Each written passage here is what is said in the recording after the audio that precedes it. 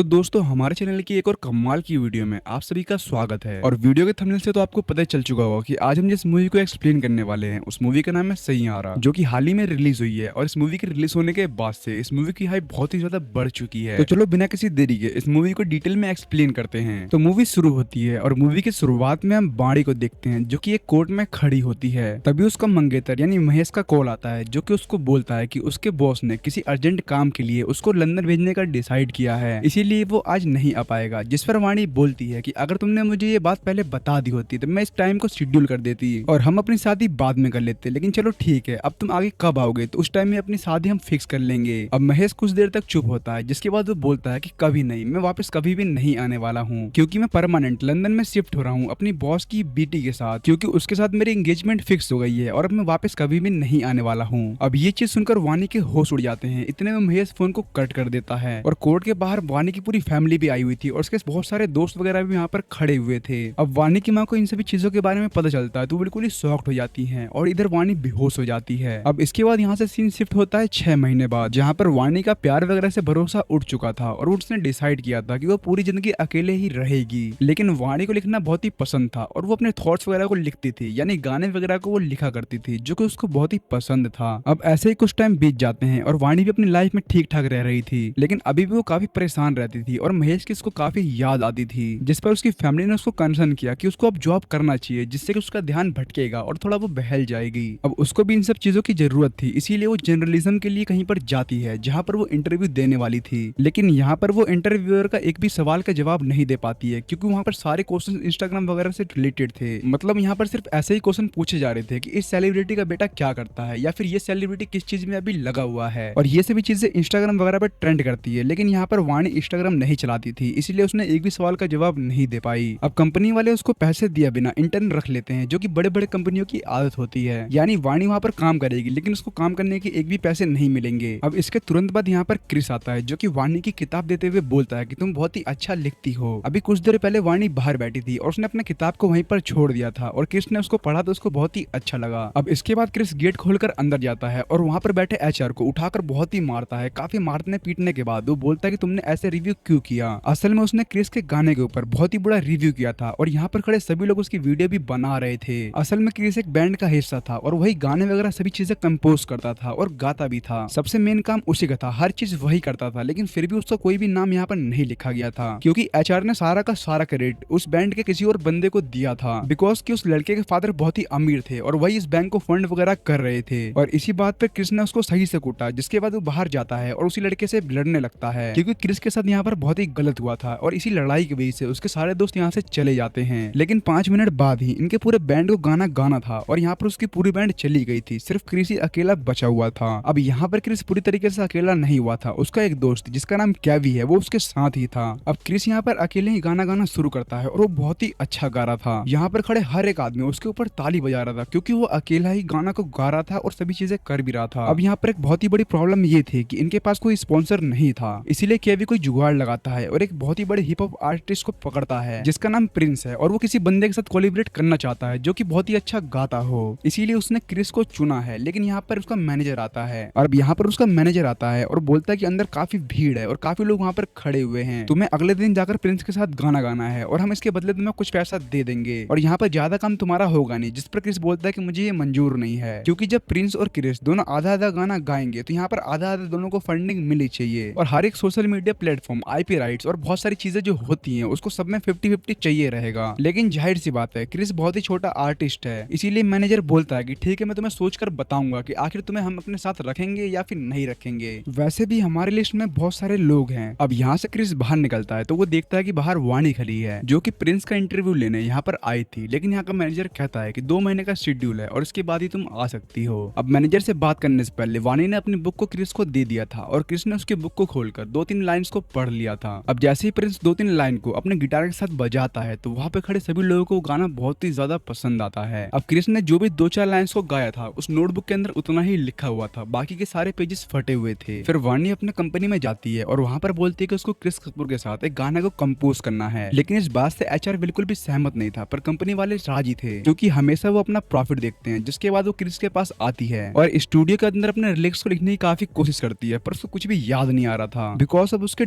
Depression के वजह से, जिसके बाद वो बहुत ही ज्यादा परेशान हो जाती है और साथ में यहाँ पर क्रिस और सभी लोग भी परेशान हो जाते हैं। अब वाणी बोलती है कि उसको खुली हवा चाहिए, खुशियां चाहिए, ताकि वो कुछ सोचकर लिख सके, जो कि यहाँ पर बिल्कुल भी नहीं हो रहा है। अब इसके बाद क्रिस उसको बाहर लेकर जाता है, जहाँ पर वो क्रिकेट ग्राउंड में बैठकर आराम से अपनी प्रैक्टिस करता है और कहता है कि जब भी मुझे मोटिवेशन की जरूरत होती है तो मैं यहाँ पर आकर अपने आप को विराट कोहली समझता हूँ। और फिर मैं यहाँ पर इंडिया और पाकिस्तान के इस वाले मैच की याद करता हूँ, जहाँ पर विराट कोहली को लास्ट बॉल पर छक्का चाहिए था, जिससे कि मुझे काफी मोटिवेशन मिलती है और मैं काफी अच्छे तरीके से सोच पाता हूँ। अभी ये बात वाणी को बहुत ही अच्छी लगती है और वाणी इससे काफी प्रभावित भी होती है, जिसके बाद वो गाना लिखना चालू करती है और धीरे धीरे गाना भी पूरा हो जाता है। लेकिन इधर प्रिंस को लगता है कि इस गाने में तो रैप की जरूरत है, क्योंकि इस गाने में पूरी की पूरी लिरिक्स थी। इसीलिए वाणी के पास जाता है और इस सॉन्ग को पूरा बदलने की ट्राई करता है ताकि वो इसके अंदर रैप डाल सके। लेकिन गाना पहले ही बहुत ही अच्छा बना हुआ था, जिसके बाद वाणी को पता चलता है कि आखिर ऐसा क्यों कर रहा है, क्योंकि असल में क्रिस के डैड एक बहुत ही बड़े दारूबाज हैं और वो काफी दारू वगैरह को पीते हैं। इसीलिए क्रिस को बहुत ही बुरा लगता है, लेकिन उसके डैड पैसों के अलावा किसी भी चीज को नहीं मानते हैं, उन्हें सिर्फ पैसे से ही मतलब है। जिसको सुनकर वाणी बोलती है, फिर क्रिस बताता है कि उसकी माँ की मौत के बाद से उसके डैड इस तरीके से बन चुके हैं। अब वाणी उस पर सुझाव देती है कि तुम्हें अपने फादर को रिहैब सेंटर में भेज देना चाहिए, जिससे कि वो जल्द से जल्द ठीक हो जाएंगे। लेकिन अब जैसे ही रिहैब सेंटर में बात करने जाते हैं तो वहां पर इनको पता चलता है कि उसके डैड को ठीक करने में इनको 9 लाख का खर्चा आएगा। अब क्रिस वाणी से मिलने के बाद बहुत ही ज्यादा बदल चुका था। वो प्रिंस के मैनेजर के पास जाता है और कहता है कि मुझे सिर्फ 9 लाख रुपए चाहिए, मेरे को किसी भी तरीके की कॉपीराइट ना ही किसी भी तरीके का फंडिंग चाहिए, इसमें सभी चीजें आपकी रहेगी, आईपी वगैरह सभी चीजें। तो अब इस पे उसका मैनेजर राजी हो जाता है और उसको 9 लाख रुपए मिल जाते हैं। इधर ये धीरे धीरे अपने गाने को भी पूरा कर लेते हैं और अब क्रिस के फादर को भी रिहैब सेंटर में भेज दिया जाता है। जिसके बाद हम देखते हैं कि प्रिंस के कॉन्सर्ट के लिए इनको 2 फ्री टिकट्स मिलती हैं, लेकिन उसके अंदर क्रिस या फिर रानी का कोई भी नाम नहीं होता है। यहाँ तक कि उनको कोई भी छोटा मोटा क्रेडिट भी नहीं दिया गया था, इससे दोनों बहुत ही उदास होते हैं। लेकिन फिर भी ये कॉन्सर्ट में जाते हैं और वहाँ पर धीरे धीरे एक दूसरे के करीब आ जाते हैं। अब यहाँ से इन दोनों की लव स्टोरी चालू हो जाती है। अब क्रिस वापस से अपने क्रू के पास जाता है, क्योंकि उसको गाना बनाने के लिए लिरिक्स राइटर और बहुत सारी चीजों की जरूरत थी, क्योंकि वो अकेला इन सभी चीजों को मैनेज नहीं कर सकता था। इसीलिए वो अपने ग्रुप के पास वापस जाता है और उन सभी से माफी वगैरह मांगकर यहाँ पर उसको वाणी के बारे में सभी को बताता है कि वाणी हमारे साथ है, जो कि बहुत ही अच्छा गाने को लिखती है। अब यहाँ पर सब मिलकर एक और गाने को बनाते हैं, जो कि 3 दिन के अंदर ही 3 मिलियन व्यूज के साथ ट्रेंडिंग में चला जाता है। ये पहले भी गाना लिखते थे, लेकिन इतना फेम आज से पहले इनको कभी भी नहीं मिला। अब इसके बाद वाणी और क्रिस एक दूसरे के और भी ज्यादा करीब आ जाते हैं, जिसके बाद क्रिस वाणी को उसके घर पर छोड़ने के लिए चाहता है, लेकिन इन्हें वाणी के पेरेंट्स देख लेते हैं और वाणी के पेरेंट्स क्रिस को बहुत ही आवारा मानते थे। इसीलिए वाणी को समझाते हैं कि इससे पहले भी तुमने प्यार किया था, जो कि तुम्हें छोड़कर चला गया और उस ट्रॉमा से तुम अभी तक बाहर नहीं निकल पाई हो और वही गलती तुम अब दोबारा भी कर रही हो। अब ये सभी चीजों को सुनकर वाणी को बहुत ही स्ट्रेस होता है और वो यहीं पर बेहोश हो जाती है। अब अगले दिन क्रिस वाणी का वेट कर रहा होता है, तभी उसकी मम्मी क्रिस के पास पहुंच जाती है और बोलती है कि अगर तुम्हें मेरी बेटी के साथ रहना है तो तुम्हें उससे पहले शादी करनी पड़ेगी, नहीं तो तुम मेरी बेटी को परेशान मत करो और उसकी लाइफ से निकल जाओ। अब क्रिस वाणी के पास जाता है और उसे डायरेक्टली शादी के लिए पूछ लेता है, जिस पर वाणी बहुत ही हंसने लगती है और कहती है कि काफी रिस्पॉन्सिबिलिटी वाला काम है, जो कि तुमसे नहीं हो पाएगा। अब क्रिस भी यहाँ पर हंसता है और ये दोनों काफी बातें करते हैं। अब क्रिस को अपने गाने को प्रमोशन करने के लिए गोवा जाना था। अब जैसे ये गोवा जाते हैं वैसे ही उसके बीच में काफी सारे फैंस यहाँ पर आ जाते हैं, जो कि उसकी ट्रक को रोक लेते हैं, आई मीन बस को रोक लेते हैं, जो कि यहाँ पर बहुत ही ज्यादा भीड़ थी, क्योंकि वो गोवा में पहले ही फेमस हो चुका था। इधर वाणी डॉक्टर से मिलने के लिए डॉक्टर के पास पहुंचती है, जहाँ पर डॉक्टर बताती है कि तुम्हें कोई भी तरीके की बीमारी नहीं है और तुम बिल्कुल ही ठीक हो, जिससे कि वाणी बहुत ही खुश होती है। तभी डॉक्टर उससे पूछती है कि आज की डेट क्या है और यहाँ पर वाणी बिल्कुल ही कंफ्यूज हो जाती है, उसको आज की डेट याद ही नहीं थी, यहाँ तक कि उसको महीना भी नहीं पता था। अब डॉक्टर उसको एक गलत डेट और गलत मंथ बताती है, जिसको सुनकर वो हामी भरती है, जिससे कि डॉक्टर को कंफर्म हो जाता है कि उसको एक बीमारी है और उसे 5 मिनट पहले की बात का याद नहीं है कि आज कौन सा डेट है या फिर इन दोनों के बीच में क्या बात हुई थी, जिससे कि वाणी काफी डर जाती है। फिर डॉक्टर उसको बताती है कि ये एक भूलने की बीमारी है, जो कि अक्सर बूढ़े लोगों को होता है और ये बीमारी बहुत ही ज्यादा डेंजर है। अब क्रिस गोवा से आ चुका था और वाणी उससे मिलने के लिए जाती है, जहाँ पर वो उसको सभी चीजें बताने वाली थी, पर क्रिस उसको कुछ भी बोलने नहीं देता है और वो काफी बताता है कि गोवा में ऐसी चीज हुई है, गोवा में वैसी चीज हुई है, और वो बहुत ही ज्यादा हैप्पी भी था और वो अपनी शादी का भी प्लानिंग कर रहा था, जिससे कि वो बहुत ही खुश था। यहाँ पर वाणी उसको कुछ भी नहीं बताती है। अब इन सबके इतने बड़े सक्सेस की वजह से ये एक पार्टी को ऑर्गेनाइज करते हैं, जो कि इनकी ऑफिस के अंदर ही था। अब इस पार्टी में किसी वजह से महेश भी आता है, जो कि वाणी को पहचान लिया था, लेकिन वाणी उसको बिल्कुल भी नहीं पहचानती है। अब महेश उसको अलग अलग जगह टच करने की कोशिश कर रहा था, तभी वाणी को अपने पीछे वाली बात की याद आती है। इसको अब लगता है कि ये पास्ट में जी रही है, जिसके बाद वो कहती है कि चलो रूम में चलते हैं। और अभी वाणी सब चीजें भूल चुकी थी कि आखिर उसके साथ क्या हुआ था और क्या नहीं हुआ था। अब वाणी को लग रहा था कल ही उसकी शादी है, जो कि वो महेश को भी बताती है कि कल हम शादी इस तरीके से करने वाले हैं, लेकिन महेश को भी पता था कि अब यहाँ पर बहुत ही गलत चीजें हो रही हैं और ये बहुत ही अजीब तरीके की बिहेव कर रही है। अब इसके बाद क्रिस को फोन करने लगता है, लेकिन वाणी यहाँ पर फोन नहीं उठाती है, उल्टा फोन फोन उसका यहीं पर टेबल पर छूट जाता है। फिर यहाँ पर एक वेटर फोन को उठाता है और वहाँ पर हो रही सही बातों को उसको बताता है, जिस पर क्रिस अपना कॉन्सर्ट को छोड़कर तेजी में उस लोकेशन के पास पहुंचता है। और वहाँ पर वानी के फोन के साथ साथ उसका बैग भी पड़ा हुआ था, जिसके अंदर डॉक्टर के काफी सारे प्रिस्क्रिप्शंस भी रखे हुए थे, जो कि क्रिस पढ़ता है तो उसको सभी चीजों के बारे में पता चल जाता है कि आखिर वानी के साथ क्या हो रहा है। और फिर वो सोचता है कि जरूर वो ग्राउंड में गई होगी जहाँ पर वो क्रिकेट के बारे में उसको बताया था। अब क्रिस तेजी में उस क्रिकेट ग्राउंड में पहुंचता है और जब वानी को पता चलता है कि क्रिस को सभी चीजें पता चल चुकी हैं तो बहुत ही परेशान हो जाती है और चिल्ला चिल्ला को क्रिस को अपने पास से जाने के लिए बोलती है और कहती है कि वो साथ में नहीं रह सकते हैं। लेकिन क्रिस उसको छोड़ने को राजी नहीं था, जिस पर वानी कहती है कि क्या फायदा कि मैं तुम्हें कल भूल जाऊं, और भी काफी चीजें कहती है, जिस पर क्रिस बोलता है कि जब भी तुम मुझे भूलोगी तो मैं तुम्हें अपने आप को याद दिला दूंगा और हम रोज हजारों लाखों करोड़ों यादें को बनाएंगे जिसको तुम वापस से नहीं भुला पाओगी। ये सब बोलते हुए क्रिस वानी को काफी तेज से पकड़ लेता है और उसको छोड़ता नहीं है, जिस पर वानी का भी गुस्सा शांत होता है और वो चिल्लाना बंद कर देती है। अब वानी डॉक्टर से मिलने के लिए जाती है तो डॉक्टर उसको बताती है कि तुम्हें रोज रूटीन चेक करने के लिए यहाँ पर आना पड़ेगा और एक भी दिन को तुम मिस नहीं कर सकती हो और तुम्हें बहुत ही अलग अलग जगह पर भी जाना पड़ेगा जहाँ पर कोई भी आदमी ना आता हो, जहाँ पर कोई भी आदमी किसी भी तरीके से तुम्हें डिस्ट्रैक्ट ना कर सके। अब क्रिस वानी से कहता है कि ठीक है, और ये दोनों घूमने के लिए निकलने वाले थे, लेकिन यहाँ पर वानी के पेरेंट्स मना करते हैं। पर अभी वानी के पेरेंट्स को क्रिस के ऊपर बहुत ही भरोसा था, क्योंकि वानी के पेरेंट्स को भी सभी चीजों के बारे में पता चल चुका था, लेकिन इसके बाद भी क्रिस ने अभी तक उसका हाथ नहीं छोड़ा था, इसलिए वो बहुत ही खुश थे और ये दोनों वहाँ से घूमने वगैरह के लिए निकलते हैं और काफी मजे करते हैं। लेकिन दूसरी तरफ इनका अभी तक कॉन्सर्ट बहुत ही ज्यादा रुके पड़े थे और उनका काम भी नहीं हो रहा था, जिस पर इनके बैंड वाले क्रिस से बात करते हैं कि ऐसे काम नहीं चल सकता है और हम बहुत ही ज्यादा नुकसान में चले जाएंगे। लेकिन क्रिस बोलता है कि मुझे कुछ टाइम और लगेगा क्योंकि मैं इसके साथ हूँ। अब यहाँ पर वानी समझाती है कि तुम्हें उसके साथ जाना चाहिए क्योंकि हमारे पास और भी काम है और इस तरीके से हम लाइफ नहीं जी सकते हैं, इसीलिए वो वापस से काम करने के लिए आता है और वो कहते हैं कि वो हमेशा उसके साथ भी रहेगी। अभी दोनों एक कॉन्सर्ट करने के लिए वापस से जाते हैं, जहाँ पर दोनों हक करके पहले कॉन्सर्ट को गाने के लिए चालू करते हैं और क्रिस गाने को गाने लगता है और इधर नीचे वानी खड़ी होकर उसको देख रही थी। तभी यहाँ पर महेश आता है, जिसको देखकर वो वापस से पास्ट में ट्रिगर हो जाती है और वापस से उसके अपनी शादी की बात करने लगती है कि कल इनकी शादी है और उनको अभी तक टाइम एक्सपेंड करना चाहिए। अब महेश भी इसका फायदा उठाता है और उसके साथ रूम में जाने लगता है। अब क्रिस को काफी देर तक वानी नहीं दिखती है तो उसको ढूंढते हुए उस रूम के अंदर पहुंच जाता है, जहाँ पर इन दोनों को एक साथ दिखता है, जिसके बाद ये महेश को काफी बुरी तरीके से मारता है और वानी को अपने साथ लेकर जाने लगता है। तभी वानी एक चाकू को उठा लेती है और क्रिस के हाथ में स्टैब कर देती है, क्योंकि वो महेश की साइड ले रही थी। अभी भी वो पास्ट के लूप में फंसी हुई थी, जिस पर यहाँ पर वो बहुत ही ज्यादा चिल्ला चिल्ला कर बोलने लगती है कि तुम यहाँ से चले जाओ और हमें अकेला छोड़ दो, हमारी शादी होने वाली है और तुम कौन होते हो हमारे बीच में आने वाले। लिटरली वो अपने प्रेजेंट के बारे में सभी चीजें भूल चुकी थी। अब इसके साथ ही वानी यहीं पर बेहोश हो जाती है और अगले दिन उसकी जब आंख खुलती है तो वो क्रिस से बोलती है कि जल्दी चलो, हम कॉन्सर्ट के लिए लेट हो जाएंगे। अब क्रिस बताता है कि कॉन्सर्ट तो कल ही हो चुका है और वानी ने काफी मजे भी किए हैं। अब वो वानी से पूछता है कि उसका एक दोस्त है जिसकी एक गर्लफ्रेंड है और उसकी गर्लफ्रेंड बार बार उससे रूठ जाती है, तो आखिर वो उसको किस तरीके से मना सकता है। जिस पर वानी अपना नोटबुक खोलकर उसको एक गाना देती है और कहती है कि अगर जो रूठा हुआ आदमी ये गाने को सुन लेगा तो वापस से मान जाएगा। और असल में वो गाना बहुत ही प्यारा होता। अब क्रिस अपने बैंड के पास वापस से जाता है और पिछले रात जो भी चीजें हुई थी उसके बारे में वो माफी मांगता है, लेकिन यहाँ पर उसका बैंड बहुत ही ज्यादा रूठा हुआ था और वो सब उससे बोलते हैं कि तू पहले ही ठीक था, तू अपने लिए गाता था और अपने लिए जीता था, लेकिन जब से वानी तेरी लाइफ में आई है तब से तू पूरा बदल चुका है, क्योंकि कल रात महेश को मारने की वजह से इनका पूरा का पूरा चेक ही कैंसिल हो जाता है और इनका बहुत ही ज्यादा बड़ा लॉस हो जाता है, जिसको सुनकर क्रिस हंसने लगता है और बोलता है कि अब मेरे लाइफ में जो भी है वो सिर्फ वानी है और उससे बढ़कर मेरे लाइफ में अब कुछ भी नहीं है। जिसके बाद वो वानी से मिलने के लिए उसके रूम में जाता है, लेकिन वानी अपने रूम में कहीं भी नहीं थी। असल में उसने क्रिस की सारी बातें सुन ली थी जो भी वो अपने क्रू मेंबर्स के साथ कह रहा था। अब क्रिस उसको काफी ज्यादा ढूंढता है और पूरा दिन और रात ढूंढने के बाद भी उसको कहीं भी वो नहीं मिलती है, यहाँ तक कि उसने पुलिस कंप्लेंट वगैरह सभी चीजें करवा दी थी। पर वानी ने जाने से पहले एक लेटर को लिखा था कि उसकी वजह से उसके लाइफ सक्सेस नहीं हो पाएगा, इसीलिए वहाँ से जा रही है। वो नहीं चाहती कि उसकी वजह से क्रिस की लाइफ खराब हो और वो जहाँ पर भी रहेगी वो उसके लिए प्रे करेगी कि वो हमेशा ठीक रहे। अब क्रिस बहुत ही ज्यादा परेशान हो जाता है क्योंकि इतने टाइम तक ढूंढने के बाद भी उसको वानी कहीं भी नहीं मिलती है। तभी उसको उस गाने के बारे में याद आता है जो कि वानी ने लिखकर उसको दिया था कि कोई भी रूठा हुआ आदमी जब इस गाने को सुनेगा तो वापस आने का उसका मन जरूर करेगा। अब वो रोते हुए अपने क्रू के पास वापस से जाता है और कहता है कि मुझे कॉन्सर्ट करना है, बल्कि मुझे एक नहीं बल्कि पूरे इंडिया में कॉन्सर्ट करने हैं और एक गाने को पूरे इंडिया में गाना है, जिसकी वजह से वानी वापस से उसके पास आ जाएगी। अब क्रिस की इतनी ज्यादा खराब हालत को देखकर सभी लोग परेशान हो जाते हैं और उसकी मदद करने के लिए रेडी हो जाते हैं। अब इन लोगों को भी पैसा कमाना था क्योंकि ये पूरे इंडिया में कॉन्सर्ट करवाने वाले थे, इसीलिए इनको काफी अच्छा खासा मुनाफा भी होने वाला था। जिसके बाद क्रिस हर एक स्ट्रीट के अंदर, यहाँ तक कि छोटे छोटे जिले वगैरह के अंदर भी उस गाने को कॉन्सर्ट करता है और ये गाना सैयारा था जो कि वर्ल्ड वाइड काफी फेमस भी हो चुका है। है और जरूर से ही आपने भी इस गाने को सुना होगा। ये गाना हर एक जगह पर बज रहा था और काफी ज्यादा इसके रील्स वगैरह भी वायरल हो रहे थे। तभी क्रिस को एक रील के अंदर वानी दिखती है जो कि जम्मू कश्मीर के अंदर थी और क्रिस उसको ढूंढने के लिए जम्मू कश्मीर चला जाता है और उसको काफी ज्यादा ढूंढता है। अब एकदम से क्रिस को वानी दिखती है जो कि एक बेंच पर बैठी हुई थी। क्रिस वानी के पास जाता है और बोलता है कि आखिरकार मैंने तुम्हें ढूंढ लिया और पास्ट के बारे में उसको काफी सारी चीजें बताता है जो कि वानी को पहले से ही याद था। लेकिन वानी बोलती है कि तुम इतने ज्यादा पॉपुलर हो चुके हो और अब तुम्हें मेरी जरूरत नहीं है और मैं तुम्हें हमेशा भूल जाती हूँ, यहाँ तक कि मैं 5 मिनट बाद भी इस बात को भी भूल जाऊंगी। लेकिन क्रिस बोलता है कि तुम अगर एक याद भूलोगी तो मैं वहीं पर 100 यादें दोबारा से बना दूंगा। मैं फिर से यादों को बनाने के लिए यहाँ पर आ गया। अब वो काफी वानी को मनाता है और यहाँ पर वानी भी उससे मान जाती है। अब वो वानी के साथ एक कॉन्सर्ट करता है ताकि उसको लाइफ टाइम याद रहे कि इनके साथ एक कॉन्सर्ट भी हुआ था और वो कभी भी क्रिस को ना भूल सके। लेकिन अब टाइम के साथ साथ धीरे धीरे वो क्रिस को भूलने लगती है और इसी के साथ इस मूवी की एक इमोशनल एंडिंग होती है। तो आपको इस मूवी की स्टोरी कैसी लगी हमें कमेंट करके जरूर से बताना। वीडियो पसंद आई हो तो आप वीडियो को लाइक करें, चैनल को सब्सक्राइब कर सकते हैं। Thanks for watching.